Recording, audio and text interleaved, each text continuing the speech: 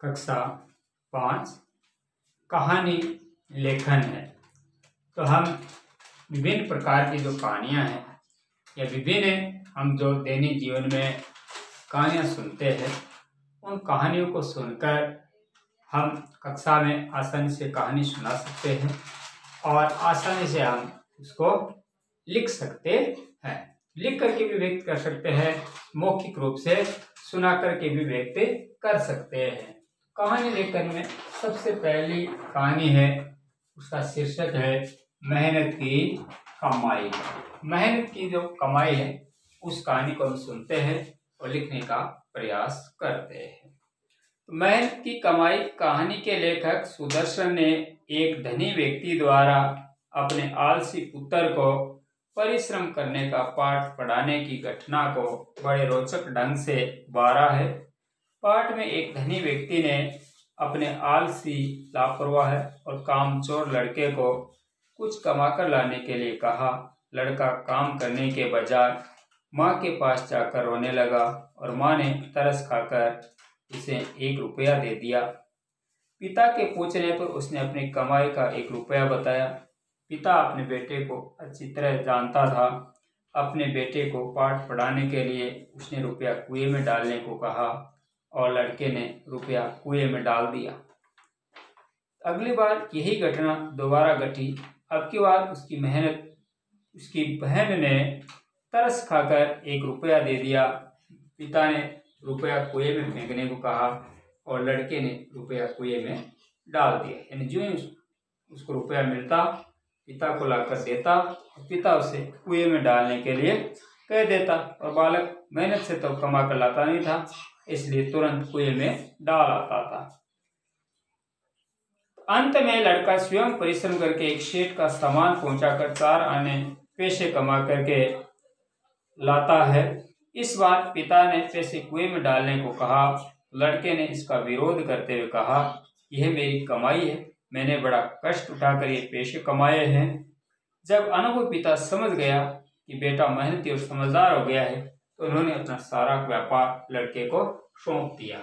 यानी पहले माँ के पास में गया, फिर बहन के पास में गया, लेकिन दोनों बार में बिना मेहनत के उसको पैसे मिला तो वह उनको कुएं में फेंक आया। लेकिन अब की बार वह खुद कमा कर लाया था, इसलिए उसको मेहनत करना और मजदूरी करना समझ में आ गया था। दूसरी कहानी है पन्नाधाय का त्याग। तो पन्नाधाय ने किस प्रकार से अपना जीवन में त्याग किया। चित्तौड़गढ़ के महाराणा संग्राम सिंह की मृत्यु के बाद 14-15 वर्ष के विक्रम सिंह का राज तिलक किया गया।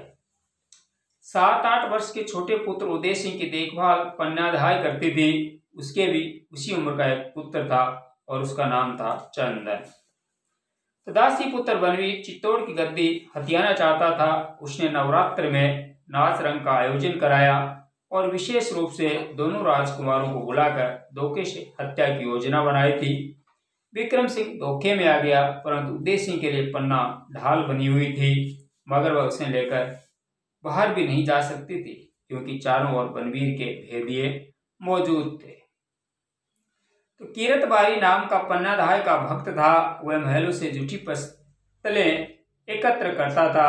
पन्ना ने उसे काम सौंपा कि वह अपने टोकरे में उदय सिंह को छिपाकर किले से बाहर पहुंचा दे। उधर चंदन तमाशा देख कर लौटा तो माँ ने उसे प्यार करते हुए अच्छी अच्छी कहानियां सुनाते हुए उदय सिंह के पलंग पर ही सुला दिया। थोड़ी देर बाद हत्यारा बनवीर विक्रम सिंह के खून से रंगी तलवार लेकर उदय सिंह के कक्ष में पहुंचा। पन्ना ने विरोध किया, परंतु उसने सोए बालक पर तलवार चला दी। पलंग पर से चीख तक नहीं उठी। माँ के दुलार में सोया हुआ चंदन फिर नहीं उठ सका। एक माँ ने अपने मातृभूमि की रक्षा के लिए बेटे का बलिदान कर दिया। तो यह पन्नाधाय के त्याग की कहानी, यानी उदय सिंह को बचाने के लिए अपने पुत्र चंदन का उसने बलिदान दे दिया। तीसरी कहानी है बालक का स्वप्न। बालक का स्वप्न जो कहानी है वह है कि किसी सेठ के यहाँ एक लड़का नौकरी करता था। एक बार रात्रि को स्वप्न देखकर वह चिल्ला उठा, ओहो मेरा भाग्य। सेठ ने उसे चिल्लाने का कारण पूछा तो उसने स्वप्न की बात बताने से मना कर दिया और पढ़ने लग गया। सेठ ने लड़के से कहा या तो वह सौपन की बात बता दे अन्यथा नौकरी छोड़ दे। तो उसने नौकरी छोड़ दी और पढ़ाई जारी रखी। कुछ दिन बाद उसे एक जमींदार के यहाँ नौकरी मिल गई। एक दिन सेठ जमींदार के यहाँ आया। उसने लड़के को वहाँ काम करते देखा तो उसने जमींदार को सौपन वाली बात बता दी। तो जमींदार ने लड़के से सौपन की बात पूछी और लड़के के नहीं बताने पर उसे नौकरी से हटा दिया। लड़का नौकरी छोड़कर भी लगातार पढ़ता रहा। एक दिन अपने सूझबूझ से वह राजा के यहाँ नौकर हो गया। धीरे धीरे उन्नति करके वह राजा का मंत्री बन गया। एक दिन जमींदार राजा के यहाँ आया। उसने राजा से लड़के की सौपन वाली बात बताई। तो राजा ने मंत्री से कहा कि जो सौपन आपने सेठ के यहाँ देखा था वह क्या था। तो मंत्री ने सौपन बताने से इनकार कर दिया। राजा ने नाराज होकर मंत्री को कैद खाने में डाल दिया। कुछ दिन बाद किसी राजा ने इस राजा पर चढ़ाई करने की सोची। उसने राजा और मंत्री की चतुराई का पता लगाने के लिए वहां 2 घोड़ी भेजी और पूछवाया इनमें से माँ और बेटी कौन सी है। राजा बहुत परेशान था। किसी से भी समस्या का समाधान नहीं हुआ। कैद में बंद मंत्री ने बताया घोड़ियों को नदी में ले जाओ। जो पहले पानी में घुसे वह माँ, जो बाद में घुसे वह बेटी है। इसके बाद 2-3 अन्य प्रश्नों का सही उत्तर दिया गया।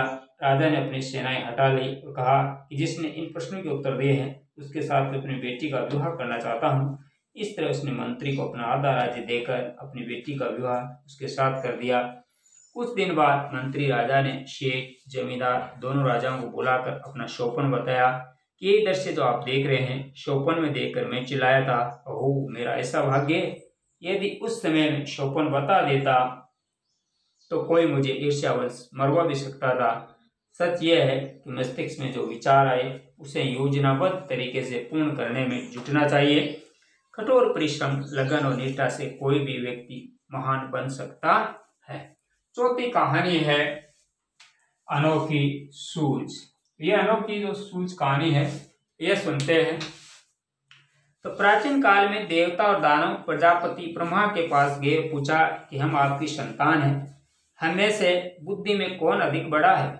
तो प्रजापति ने सोचा कि दोनों में से जिसे बड़ा कहा जाएगा वह खुश तथा दूसरा नाराज हो जाएगा। बेहतर होगा कि दोनों को स्वयं अपनी बुद्धि की परीक्षा के आधार पर निर्णय करने का मौका दिया जाए। दूसरे दिन उन्होंने देवता और दानवों को अपने यहाँ भोजन पर आमंत्रित किया तथा उनके भोजन के लिए लड्डू भिजवा दिए। उनके भोजन के लिए शर्त रखी गई कि जो बिना कोहनी मोड़े भोजन कर लेंगे वही सबसे अधिक बुद्धिमान होंगे। प्रजापति की बात सुनकर सभी परेशान थे। देवताओं ने एक उपाय निकाला। कमरे का दरवाजा बंद करके भोजन एक दूसरे के मुंह में डालने लगे। सबने भोजन किया और सारा भोजन समाप्त कर दिया। दूसरी ओर दानव बहुत परेशान थे कि भोजन कैसे करें। वे लड्डुओं को हवा में उछाल उछाल कर मुंह में डालने लगे। कुछ लड्डू फूट गए, सारा कमरा गंदा हो गया। दानव चीखने चिल्लाने लगे लेकिन भोजन नहीं कर सके। अंत में प्रजापति ने कहा कि देवता ही दानवों से श्रेष्ठ है। देवताओं ने एक दूसरे का सेवा करके जीवों और जीर्णोदय की भावना के साथ भोजन किया है, जबकि दानव झगड़ते रहे और भूखे रहे। उन्होंने सबको यह पाठ पढ़ाया कि जिसके पास बुद्धि है बल उसी के पास में होता है। उससे आगे है 5 नंबर की कहानी शेर व खरगोश। शेर और खरगोश की कहानी। जंगल में एक शेर रहता था। प्रतिदिन भूख लगने पर वह जंगल के जानवरों को मारकर खा जाता था। सब जानवर परेशान थे। वे सब मिलकर खरगोश के पास गए। खरगोश बहुत बुद्धिमान था। खरगोश शेर के पास गया और उसने बोला, महाराज आप इस जंगल के राजा हैं, परंतु एक दूसरा शेर भी इस जंगल में है, वह अपने को यहाँ का राजा बताता है। यह सुनकर शेर दहाड़ता हुआ बोला, मुझे उस शेर के पास ले चलो, मैं उसे मार दूंगा। शेर को खरगोश कुएं के पास ले गया और बोला, महाराज दूसरा शेर इसी कुएं के अंदर रहता है। शेर ने कुएं के अंदर झांका तो उसे कुएं में अपनी परछाई दिखाई दी। उसने परछाई को दूसरा शेर समझकर दहाड़ते हुए कुएं में छलांग लगा दी। इस प्रकार से बुद्धिमान खरगोश की जीत हो गई। आगे कहानी नंबर 6 मूर्ख गधा। मूर्ख गधे की हम कहानी सुनते हैं। तो रामू धोबी के एक गधा था। रामू उससे दिन भर काम करवाता और चरने के लिए रात को खुला छोड़ देता। वह मैदान में जाकर भरपेट घास खाता और वहां वापस घर आ जाता। गधा बहुत सीधा साधा था। वह बहुत उदास रहता था क्योंकि उसका कोई मित्र नहीं था। एक दिन जब वह मैदान में घास चर रहा था तभी वहां एक गिद्दड़ आया और दोनों आपस में बातें करने लगे। तो गिद्दड़ का कोई मित्र भी नहीं था, दोनों में मित्रता हो गई। एक दिन गिद्दड़ बोला, मित्र तुम घास खाते खाते उग गए होंगे, चलो तो मैं खरबूजे खिलाता हूँ। गधा और गिद्दड़ दोनों खरबूजे के खेत में घुसकर खरबूजे खाने लगे। पेट भर जाने पर गधे ने प्रसन्न होकर डेंचू डेंचू का राग अलापना शुरू कर दिया। तो गिद्दड़ ने कहा, अपना राग अलापना बंद करो, मालिक उठ गया तो हम मुसीबत में पड़ जाएंगे। गधा न माना और रेंगता रहा। बेसुरा राग सुनकर खेत के मालिक की नींद टूट गई। वह डंडा लेकर खेत की ओर भागा। अपने खेत की दुर्दशा देखकर वह क्रोध से आग बबूला उठा और उसने जमकर दोनों को पीटा। गधे के साथ मित्रता करने का फल गिद्दड़ को भी भोगना पड़ा था।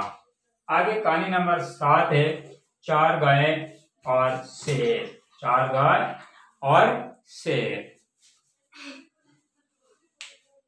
एक जंगल में 4 गायें रहती थी। चारों आपस में गहरी मित्र थी। वे एक साथ चरती, एक साथ जंगल में घूमती और साथ साथ ही सोती थी।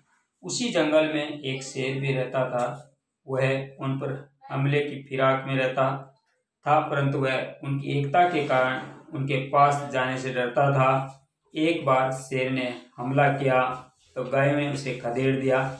अचानक एक दिन किसी बात पर चारों गायों में अनबन हो गई। वे एक दूसरे से उठकर अलग अलग दिशाओं में चली गई। शेर ने मौका देखा और एक अकेली गाय पर हमला करके उसे मार डाला। इसी तरह उसने एक एक करके चारों गायों को मारकर अपना भोजन बना लिया। इसके बाद में कहानी नंबर है 8, बहादुर मन्नू। बहादुर मन्नू है उसकी कहानी। एक दिन मधु और दीपक अपने मित्रों के